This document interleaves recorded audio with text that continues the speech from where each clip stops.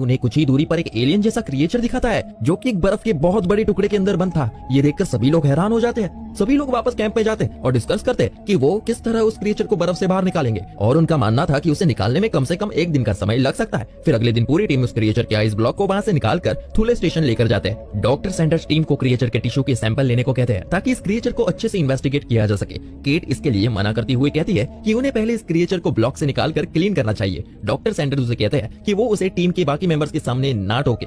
इसके बाद ice block में होल किया जाता है और क्रिएचर के फ्लैश का सैंपल निकालकर उसे स्टोर किया जाता है। उस रात सभी लोग इस डिस्कवरी को सेलिब्रेट करते हैं। सैंडर्स कहता है कि उसने आज तक ऐसा कोई क्रिएचर नहीं देखा जिसकी सेल्स का लेवल इतना हाई हो। वो कहता है कि दुनिया उनकी टीम को इस डिस्कवरी के लिए हमेशा याद रखेगी। दूसरे रूम में हम देखते हैं कि आइस ब्लॉक धीरे धीरे पिघलने लगा था और वहाँ पर बंद लेयर्स का डॉग कुछ फील कर पा रहा था जैसे कि कुछ होने वाला हो। वो अपनी जगह से बाहर निकलने की कोशिश करता है। कुछ देर बाद जेमसन वॉशरूम से बाहर आकर आइस ब्लॉक वाले रूम पर जाता है। वो देखकर शॉक हो जाता है कि वो क्रिएचर उस आइस ब्लॉक से निकलकर छत फाड़कर वहाँ से भाग जाता है। जेमसन भागता हुआ सभी टीम मेंबर्स के पास जाता है और उन्हें इस बारे में बताता है। वो सभी लोग उस रूम में आते हैं और छत की हालत देखकर हैरान हो जाता है क्योंकि उन्हें नहीं पता था कि एक एलियन हजारों साल तक भी जिंदा रह सकता है। इसके बाद सैंडर्स सभी को अलग अलग ग्रुप में डिवाइड करके क्रिएचर को ढूंढने के लिए कहता है। एक ग्रुप डॉग के रूम में ढूंढता है और देखकर हैरान होते हैं कि उस दीवार पर एक बहुत बड़ा होल हो रखा था और वहाँ पर काफी खून और डॉग के बाल गिरे हुए थे। हेनरिक और ओलोफ क्रिएचर को ढूंढ लेते हैं जो कि एक वुडन हट के नीचे होता है। वो लोग जब ध्यान से देखते हैं तब उन्हें पता चलता है कि ये क्रिएचर किसी बहुत बड़े बीटल की तरह दिखता है जिसका बहुत बड़ा मुंह होता है, केकड़े जैसे कई पैर होते हैं और बहुत बड़े बड़े दांत होते हैं। हेनरिक जैसे ही दूसरी तरफ देखता है वो क्रिएचर अपने खतरनाक हाथों से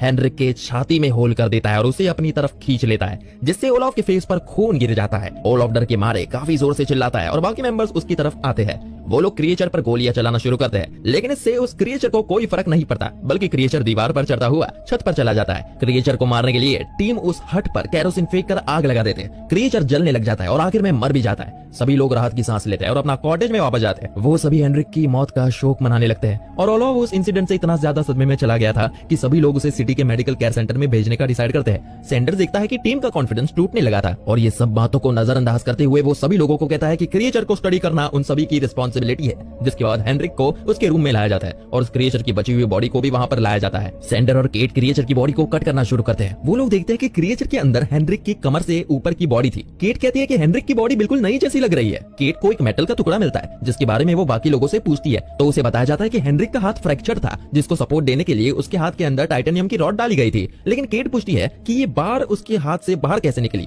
इस बात का जवाब किसी के पास नहीं था। इसके बाद हम देखते हैं कि केट और एडम क्रिएचर के टिश्यू को माइक्रोस्कोप से चेक कर रहे थे और उन्हें कुछ हैरान कर देने वाली बात पता चलती है। क्रिएचर के सेल्स ना सिर्फ जिंदा थे बल्कि वो हेनरिक के सेल्स पर कब्जा करके सेल्स की कॉपी बन रहे थे। अगली सुबह कार्टर और जेमिसन ओलोफ को ले जाने के लिए हेलीकॉप्टर रेडी करते हैं। दूसरी तरफ हम देखते हैं कि केट बाथरूम में थी। केट को फ्लोर पर खून के धब्बे दिखाई देते हैं। वो एक टिश्यू पेपर की मदद से दांत में लगाने वाला सिल्वर का टुकड़ा उठाती है। वो बाथरूम में ढेर सारा खून देखती है लेकिन वहाँ पर कोई बॉडी नहीं थी। वही दूसरी तरफ ओलोफ और ग्रेग्स कार्टर और जेमिसन के साथ हेलीकॉप्टर में बैठकर निकल जाते हैं। केट जल्दी से बाहर आकर उन्हें रुकने का इशारा करती है। सैंडर उससे इसका रीजन पूछता है जिस पर केट कहती है उन्हें यहाँ से बाहर नहीं जाना चाहिए। कार्टर केट को देख लेता है और लैंडिंग करने लगता है लेकिन अचानक ग्रेग का फेस दो टुकड़ों में बट जाता है और उसकी छाती खुल जाती है जहाँ से क्रिएचर के दांत दिख रहे थे। वो पूरी तरह क्रिएचर में बदल जाता है और ओलोफ पर अटैक करता है। इसी अफरा तफरी की वजह से हेलीकॉप्टर क्रैश हो जाता है और चारों लोगों की मौत हो जाती है। ये सब देखने के बाद बाकी टीम मेंबर्स एंटार्क्टिका के बाहर से हेल्प मांगते हैं लेकिन तूफान की वजह से वो किसी से बात नहीं कर पाते। एडवर्ड कहता है कि उन्हें यहाँ से निकलकर किसी दूसरे कैंप में जाना चाहिए। वही जब केट दोबारा बाथरूम में खून देखने जाती है वो देखती है कि खून पूरी तरह से गायब हो चुका था। वो टीम के पास वापस जाकर उन्हें कहीं बाहर जाने से मना करती है क्योंकि वो जानती है कि कुछ अजीब हो रहा है। केट बाकी लोगों को अपनी थियरी बताती है कि ये एलियन जैसा एक क्रिएचर ह्यूमन सेल्स की कॉपी करके किसी भी इंसान का क्लोन बना सकता है और यही रीजन ये मेटल का टुकड़ा बॉडी से बाहर हमें मिला क्योंकि एलियन उसे नहीं कॉपी कर सकता। उसकी इस बात को सभी लोग इग्नोर करके वहाँ से बाहर चले जाता है और वहाँ सिर्फ जूलियट रुकती है। जूलियट केट को एक अलग रूम में ले जाती है जहाँ वो उसे बताती है कि असल में वो ही एलियन है। वो केट पर हमला करती है लेकिन जैसे तैसे केट वहाँ से भाग जाती है। भागते हुए वो कार से भागने के लिए कहती है लेकिन वो नहीं भागता और इसी वजह से वो मारा जाता है। केट हॉल का दरवाजा बंद करती है और लार्स और एडम्स कुछ हथियार लेकर खड़े होते हैं। लार्स एक फ्लेम थ्रोवर का यूज करके क्रिएचर को जला देता है। वो लोग कार्ल और जूलियट की बॉडी को डिस्पोज करते हैं और केट उन सबको बताता है कि ये क्रिएचर एक वायरस की तरह है। जो भी इसके ब्लड या सेल्स के संपर्क में आएगा उसे एलियन कंट्रोल कर लेगा। उसे इसके सोल्यूशन के बारे में अभी नहीं पता, इसलिए एडम सजेस्ट करता है कि उन लोगों को क्वारंटाइन हो जाना चाहिए ताकि फिलहाल के लिए खतरा टल जाए। सैंडर कहता है कि उन लोगों को सभी का ब्लड टेस्ट करना चाहिए ताकि उन्हें पता चल सके उनमें से कौन कौन इन्फेक्टेड है। जब सब कुछ नॉर्मल लग रहा था तब हेलीकॉप्टर में क्रैश हुए कार्टर और जेमसन कैंप आ जाते हैं। हर किसी को लगता है कि वो दोनों एलियन के क्लोन्स हैं, क्योंकि इतने खतरनाक क्रैश से किसी का भी बचना इम्पॉसिबल है। पैदर उन पर गन तान देता है, लेकिन कीट उसे रोकते हुए कहती है कि पहले इन लोगों का उन्हें ब्लड टेस्ट करना होगा और जब तक ब्लड टेस्ट नहीं होता उन्हें एक रूम में कैद करना चाहिए। वो लोग दोनों पायलट्स को लॉक कर देते हैं और जब वो लोग वापस आते हैं तो देखते हैं कि किसी ने उनकी पूरी लैब को ही जला दिया है, जिसमें उन सभी के ब्लड सैंपल्स भी थे। इस बात से पैनिक होकर सभी लोग एक दूसरे को ब्लेम करने लगते हैं, लेकिन कीट कहती है कि वो लोग दोबारा से टेस्ट करेंगे। वो एक फ्लैशलाइट पकड़ती है और सभी लोगों के मुंह को चेक करने लगती है। जिनके दांत में डेंटल फीलिंग्स लगी हुई है वो सेफ है, क्योंकि क्रिएचर इनऑर्गेनिक मटेरियल्स को क्लोन नहीं कर सकता। सैंडर, एडवर्ड, कोलिन और एडम पर शक जाता है, क्योंकि उनके मुंह में डेंटल फीलिंग्स नहीं थे। कीट उन सभी को गन पॉइंट पर लाती है और लार्स और उसके दोस्त जॉनस को कहती है कि वो जेमसन और कार्टर को यहाँ पर लेकर आए। अगले सीन में हम देखते हैं कि लार्स और जॉनस दोनों पायलट्स को लेने जाते हैं, लेकिन वहां पहुंचकर वो दोनों हैरान होते हैं, क्योंकि वहां पर कोई भी नहीं था।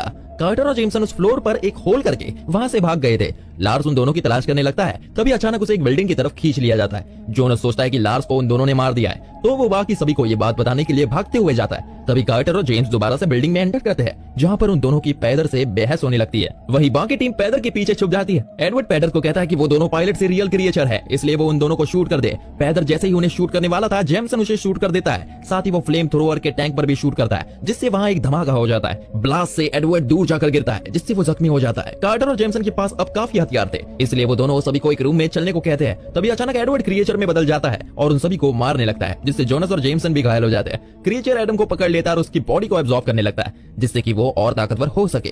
कीट क्रिएचर पर फ्लेम थ्रोवर से अटैक करती है, लेकिन वो वहां से बाहर भाग जाता है। इसके बाद वो मजबूरन जोनस और जेमसन की क्रिएचर में बदलने से पहले उन दोनों को जला देती है। अब सबसे बड़ा खतरा उनके लिए एडवर्ड और एडम थे, जो कि क्रिएचर में बदल चुके थे। दूसरी तरफ हम देखते हैं कि सैंडर एक डेस्क के पीछे छुपकर बैठ रखा था, लेकिन क्रिएचर उस पर अटैक करता है, जिससे वो भी इन्फेक्ट हो जाता है। इधर कार्टर और केट क्रिएचर का पीछा करते हुए अलग अलग हो जाते हैं। कार्टर किचन में जाता है, जहाँ अचानक उसे क्रिएचर दिखता है। इससे पहले कि वो अटैक करता, केट उसे फ्लेम थ्रोवर से खत्म कर देती है, जिससे वो दीवार से बाहर निकलकर बर्फ में गिर जाता है। फिर वो दोनों सक्सेसफुली एडवर्ड और एडम को पूरी तरह से खत्म कर देते हैं। वो दोनों राहत की सांस लेने ही लगते हैं कि अचानक वो देखते हैं कि सैंडर, जो कि इन्फेक्टेड था, एक स्नो कैट लेकर वहां से निकलने लगा है। कार्टर कहता है कि उन्हें उसे जाने देना चाहिए, क्योंकि वो एंटार्क्टिका से बाहर नहीं निकल पाएगा और जल्दी तूफान में जमकर मर जाएगा। लेकिन केट कहती है कि अगर वो एंटार्क्टिका से बाहर निकल गया तो वो एक एक करके सभी लोगों को इन्फेक्ट करने लगेगा। इसलिए दोनों एक स्नो कैट में बैठकर उसे चेस करते हुए वहां पहुंचते हैं, जहां उन्होंने सबसे पहले स्पेसशिप देखी थी। जब वो दोनों स्नो कैट से नीचे उतर रहे थे तो केट कार्टर के लेफ्ट कान में ईयरिंग नोटिस करती है। वो दोनों स्पेसशिप पर जाते हैं, जो अचानक से एक्टिवेट हो जाती है और वो हवा में उठने लगता है, जिससे केट जमीन पर गिरकर बेहोश हो जाती है। कुछ ही देर बाद जब उसकी आंख खुलती है तो वो देखती है कि वो स्पेसशिप के अंदर है,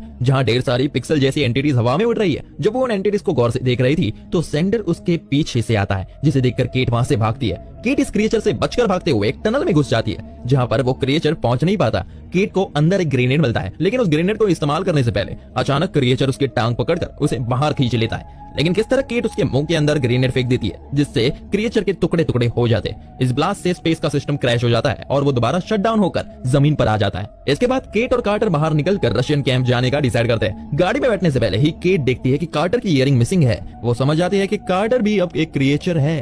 केट उससे पूछती है कि उसने कौन से कान में ईयरिंग पहनी थी, जिस पर कार्टर गलत कान पर इशारा करता है। केट बिना देरी किए उसे फ्लेम थ्रोवर से जला देती है। जलते हुए कार्टर के मुंह से क्रिएचर की चीखने की आवाज आती है। इसके बाद केट वहां से निकलकर चली जाती है। अगली सुबह हम देखते हैं कि एक हेलीकॉप्टर कैंप में लैंड करता है, जिसके अंदर पायलट मैथियास था। मैथियास देखता है कि रेडियो पर एक आदमी बैठा हुआ था, जिसने खुद सुसाइड कर लिया था। मैथियास चिल्लाकर आवाज लगाता है कि कोई उसकी आवाज सुन ले।